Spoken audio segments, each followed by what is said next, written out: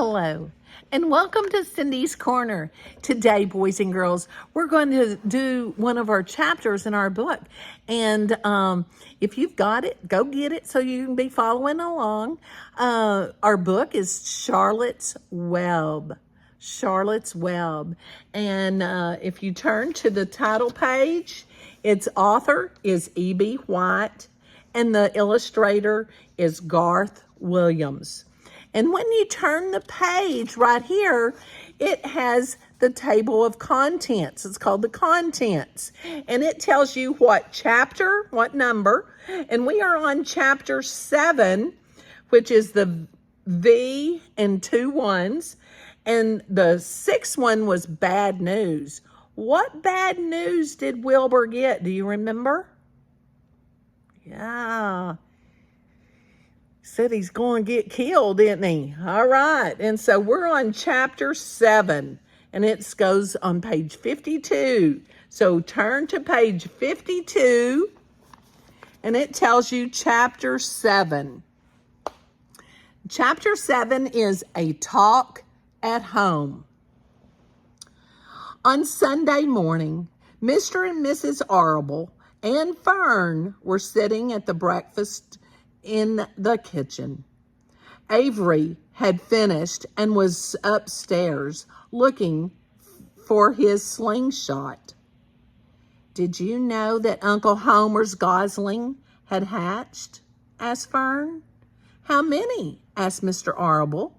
"7," replied Fern. "There were 8 eggs, but 1 egg didn't hatch, and the goose told Templeton she didn't want it anymore, and he took it away."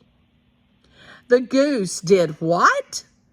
asked Mrs. Arable, gazing at her daughter with a queer, worried look. "Told Templeton she didn't want the egg anymore," repeated Fern. "Who is Templeton?" asked Mrs. Arable. "He's a rat," replied Fern. "None of us like him much."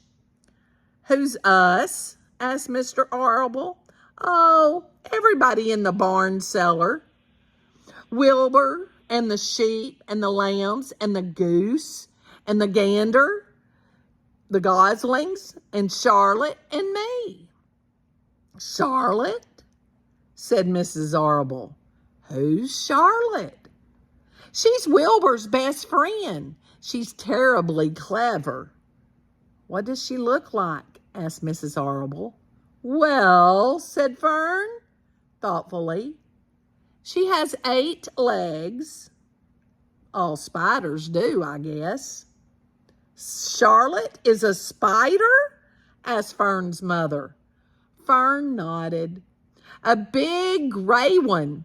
She has a web across the top of Wilbur's doorway. She catches flies and sucks their blood. Wilbur adores her." "Does he really?" said Mrs. Arable, rather vaguely. She was staring at Fern with a worried expression on her face. "Oh, yes, Wilbur adores Charlotte," said Fern.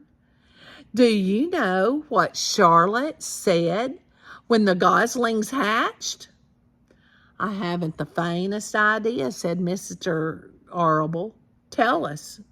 "Well, when the first gosling stuck its little head out from under the goose, I was sitting on my stool in the corner, and Charlotte was on her web. She made a speech. She said, 'I am sure that every one of us here in the barn cellar will be gratified to learn that after 4 weeks of unremitting effort and patience on the part of the goose, she now has something to show for it.' Don't you think that was an unpleasant thing for her to say?" "Yes, I do, said Mrs. Arable. And now, Fern, it's time to get ready for Sunday school. And tell Avery to get ready. And this afternoon, you can tell me more about what goes on at Uncle Homer's barn. Aren't you spending quite a lot of time there? You go there almost every afternoon, don't you? I like it there, replied Fern. She wiped her mouth and ran upstairs. After she had left the room, Mrs. Arable spoke in a low voice to her husband. I worry about Fern, she said. Did you hear the way she rambled on about the animals, pretending that they talked? Mr. Arable chuckled. Maybe they do talk, he said. I've sometimes wondered.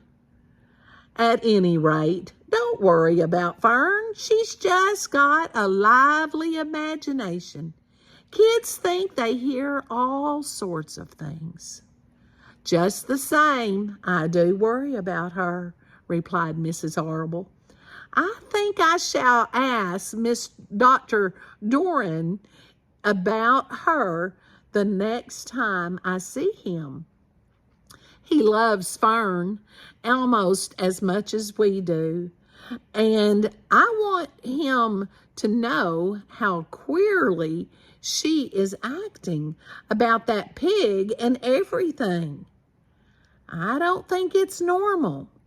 You know perfectly well animals don't talk. Mr. Arable grinned. Maybe our ears aren't as sharp as Fern's, he said. Now I'm going to ask you to share with me in the comments. Have you ever heard an animal talk? What did it say? Tell me if you've ever heard an animal talk and tell me what it said. If you don't think they talk, tell me that too. Why can they not talk? Why is the mama worried about Avery? Do you think they're really talking? Do you think the animals are really talking? I can't wait to see your comments. And make sure if you want to continue the story and the chapters, give it a thumbs up. Don't forget my thumbs up so I can keep reading this. Most important today, give somebody a hug and tell them you love them.